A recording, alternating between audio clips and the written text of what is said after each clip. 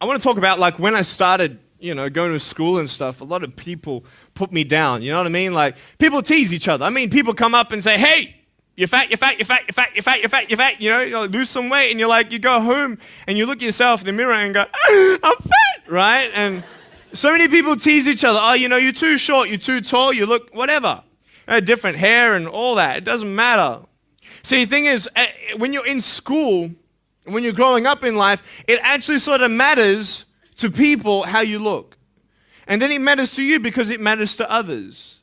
Why?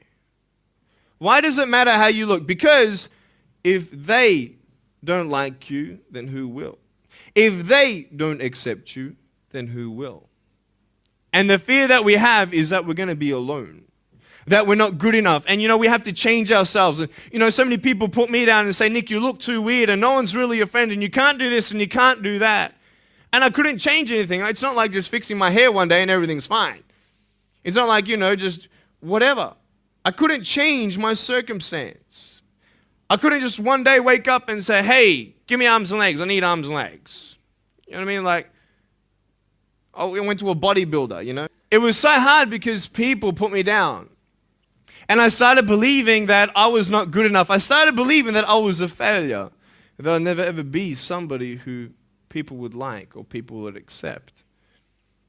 And it was so hard, man. I thought to myself, I can't go on the soccer field like everybody else, and I can't ride my bike, and I can't skateboard, and all these sort of things. And I started getting depressed. I thought, what kind of purpose do I have to live? I mean, are you just here to live to die? I mean, is there not a purpose for me? Is there not a purpose in life? And I had questions and no answers. And I asked my mum and dad, "Why did this happen?" I asked doctors, "Why did this happen?" And they don't know. There are some things in life that are out of your control that you can't change and you got to live with. The choice that we have, though, is either to give up or keep on going. I want to ask you, what are you going to believe? Are you going to believe in yourself? Are you going to believe everybody else's judgment on you? Are you going to believe people when they say that you're a failure? When no one really likes you, no one really cares about you. And it's not really to say that, hey, you need someone to come up and say, "Hey, really, I like you, I care about you." No, it's not that, but it's the fact that people put you down. People don't even look you in the eye. People ask you how you are, and you say fine, but you're not fine, and they'll never know that. I tell you, life is interesting. Life's a journey. But honestly, along the way, you might fall down like this. Ready? Right? Hello! Right. So what do you do when you fall down?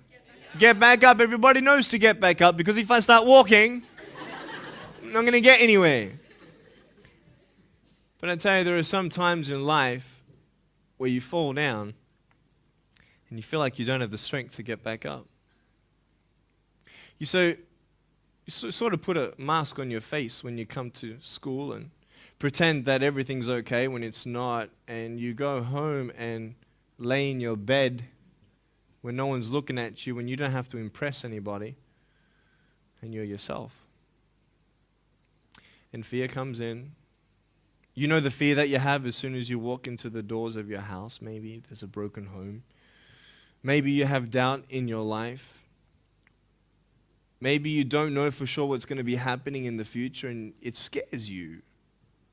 Maybe you're worried about what people think of you, what people say about you. Just that fear paralyzes you. And I just want to ask you today, do you think you have hope?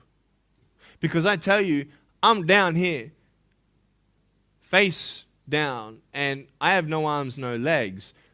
It should be impossible for me to get back up. I mean, you go home and tie the legs and arms of your brothers and sisters and like push them down and see how long it's going to take them to get back up. You know what I mean? You can tell them that you'll see them tomorrow. You know what I mean? But this is the thing.